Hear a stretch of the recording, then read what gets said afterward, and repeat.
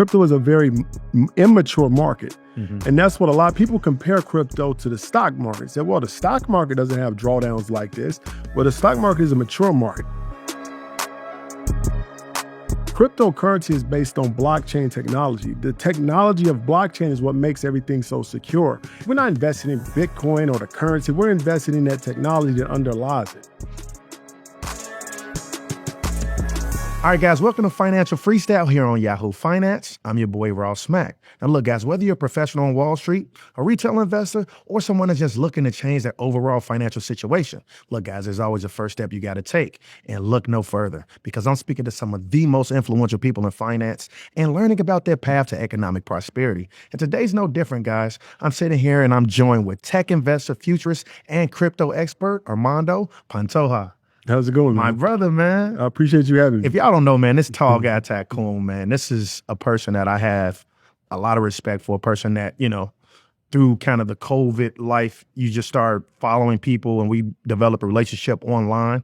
Then you came out, right, to my Maconomics Wealth Summit in Chicago, and now he's here in New York. And I'm like, bro, we got to talk, bro. Because one thing, right, crypto is back booming, baby. And I will say, outside of Michael Saylor, you one of the people that talk about crypto and one of the biggest advocates. So I think it was only right that we have to have a timely conversation about crypto. But before we even get there, who is Armando? Let the world know, man. Armando Pantoja, otherwise known as Tall Guy Tycoon. So like I said, is that I've been in crypto for almost 13 years now. Started out as a software engineer. In grad school, I studied cryptology, which is the study of computer encryption. Wow. So I stumbled upon crypto doing that. Wow. Very early. Wow. So when I was, studying, I was like, what is this? This is some crazy stuff, right? So I started getting more and more into it. And I went through the first cycle, 2013, a big exchange crashed. And when that exchange crashed, I gave up on it for 2 years. I was like, nothing's going to happen. It's over. What year was this? 2013. Wow. So 2015 came along and Ethereum came out. And I started because I was interested in the computing side of Ethereum, how that whole system worked. And I got back into it. Then I realized I understand market cycles, how things work, how assets drop, how they come up. And it got me into stocks, got me into crypto, got me into tech investing. I had a software company for a few years. And during that software company, we created a site called ICO Ranker. ICOs in 2017 was a big thing that happened in cryptocurrency. And we were one of the top sites in the world that showed investors what potential cryptos could do well. We got acquired in 2018. From that point on, everybody knew me as a crypto expert. And I've been talking about crypto and crypto-related stocks and also tech stocks since then. Where do people get it wrong with crypto? The biggest thing people get wrong with cryptocurrency is that you learn from the wrong people. And what I mean by that is that you'll have your cousin, your uncle, your friend come up to you and say, you got to invest in this one thing. You're like, what is it? What? Don't worry about it. It's going up. And you're like, well, I don't understand what it is. Don't worry about it. It's a new way of money. And then people say, okay, well, I invest in it. And so now they don't understand what they're investing in. So when the drawdown comes, they panic and get out. It was all a scam and they just sell everything they had. So the problem is that most people don't understand what cryptocurrency is based on blockchain technology. The technology of blockchain is what makes everything so secure and so transformative. And the reason why is because blockchain technology has a type of database that is the most secure database that's ever been created.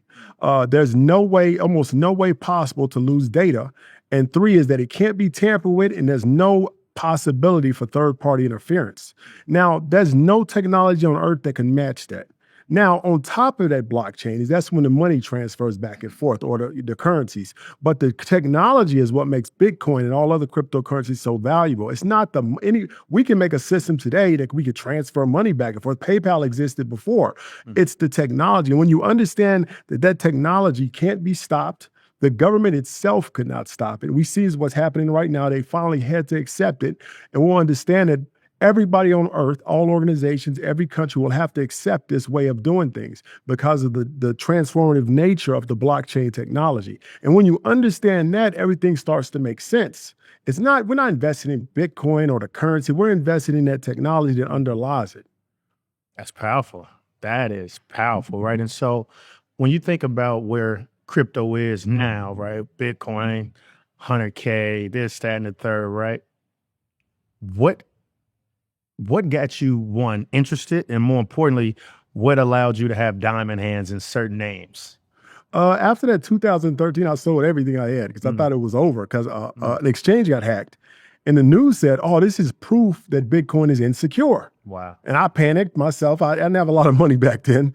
So I panicked and sold everything. But 2 years later, I realized that was a mistake. And I got diamond hands because I went through the drawdown. I saw it come back and I started to understand the technology more. And after that, I said, no, it's no way this can fail. It's no way. It's almost impossible. I told people back then, and I say it even today, that in my opinion, cryptocurrency, it's a big difference in the perceived risk of average people in society and the real risk. And when you have that big of a difference, there's an opportunity to make a lot of money because once until the perceived risk matches what the actual real risk is, the margins are huge. And that's another thing that I realized earlier about crypto is that when you look at it and you realize how game theory plays into it, how the blockchain technology works, how everybody will be eventually forced to adopt it, then you realize the risk is not low, is very low, but the potential is extremely high. And after that, I became what they call a diamond hand. Man, listen, one thing I'll say, right, is that when it comes to crypto, I think you say it, right? There's so much noise in the space, right? You go on, you turn on any financial show, you're going to have people saying, oh, this is dumb, right? You had major CEOs of banks saying, if my employees buy this, I'm firing them.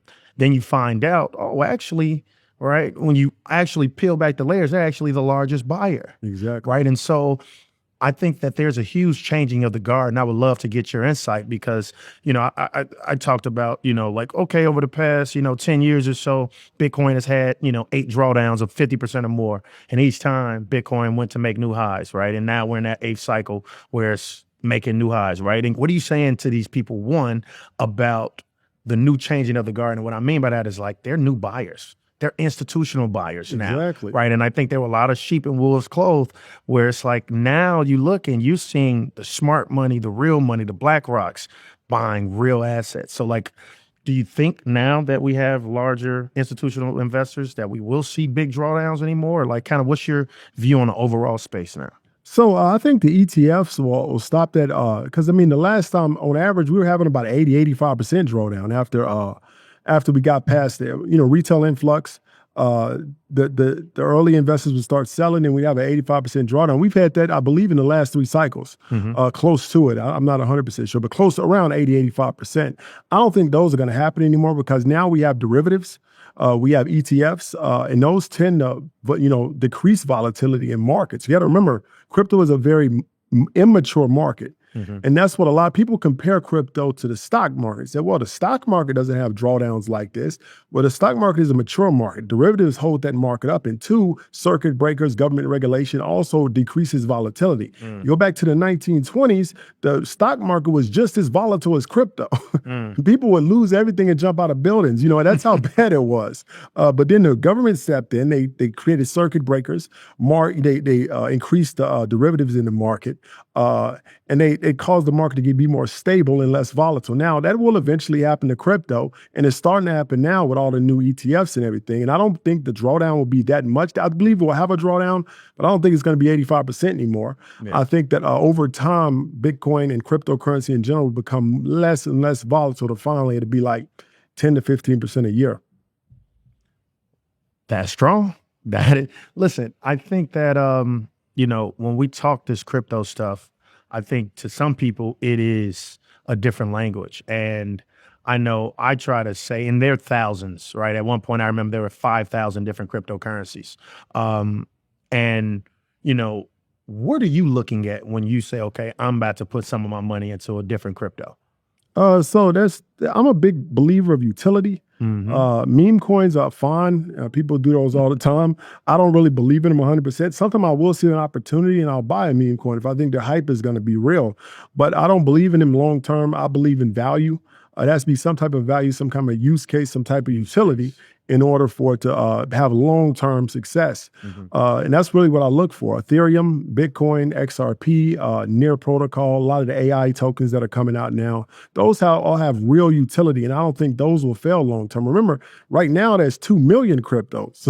Wow. 2 million cryptos in existence. And remember, me and you can leave this studio today, and we'll have a crypto that's out, and we could be promoting it by midnight tonight. That's how fast you can make a cryptocurrency. So anybody can make one, right? Just like anybody can create a company and start looking for investors. So that doesn't mean the whole market's bad. It just means that you have to be careful. Facts.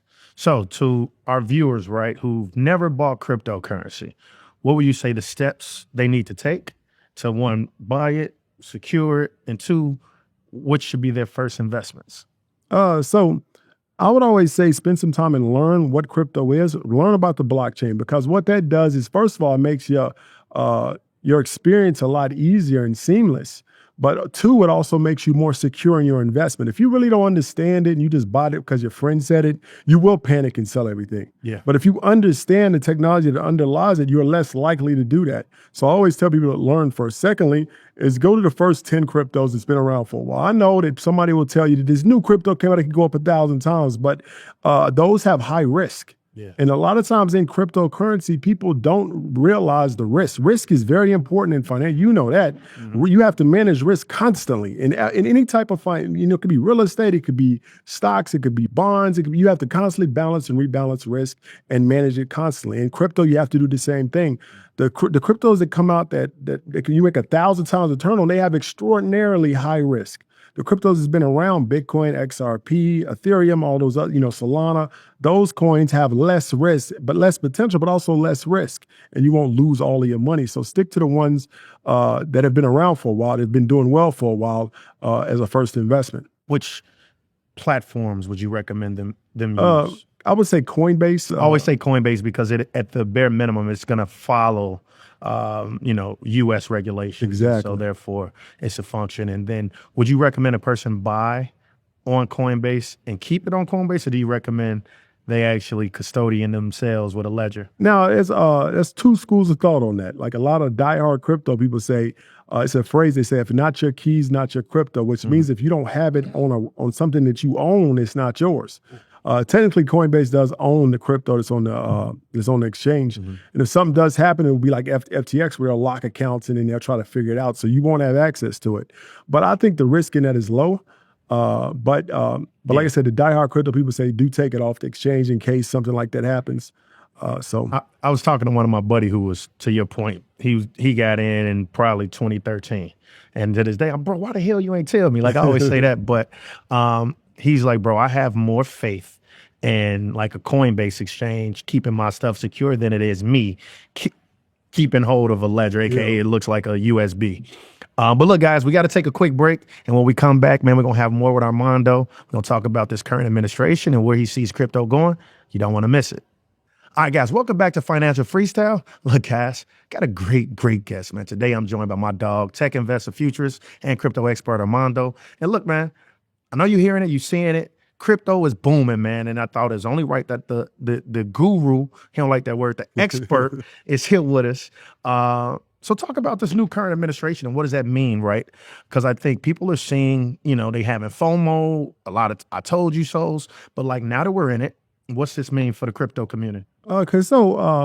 Regardless of who won the election, this is what I told people prior to the election results, is that there was a lot of uncertainty in the market, right? There's nobody knew, even in the stock market, the stocks have been going up too because people didn't know where to put that money. The news told us that Harris was going to win. The betting markets told us that Trump was going to win. And people didn't know what was going to happen. And people were talking about revolution if one wins versus the other. So that causes a lot of uncertainty and anxiety. So people don't know where to put that money. They just hold it out. Yeah. So as soon as, it doesn't matter if Harris would have won, the market still would have done well. Wow. Now, Trump won, the market just did even better. Fair. And the reason is because we'd probably be at 85,000 with Bitcoin right now, even if Harris was in. But Trump pushed us to that almost 100 because, of course, he's a pro-crypto candidate. He was talking about it for a year. Yeah. He was at the Bitcoin conference. He gave the keynote at the Bitcoin conference, bro. So obviously, and people say, oh, no, but obviously, the people are going to see that and they're going to have more faith that he's going to do these things that will make crypto great. Yeah. So obviously, that's going to cause the market to have a lot of faith in what's coming next. That's the reason why we've seen this boom. He hasn't done anything yet. He hasn't been in office. But just the faith in what he's going to do and the confidence in the market is what's causing crypto to go up now. And also, it's another thing is that Trump also promised that he would fire Gary Gensler on day one. Now, he doesn't have the authority to do that, but Gary Gensler saw the writing on the wall, and he's like, I'm not going, he can't fire me. He could pressure the heck out of me and make my life hell. So no, I'm not going to, he didn't want to do that. So he just went ahead and just said he's leaving on January 20th. That caused XRP to go up. XRP is a crypto that's been held down for 7 years by the government. And what I believe to be frivolous lawsuits, I think they were just like picking on XRP.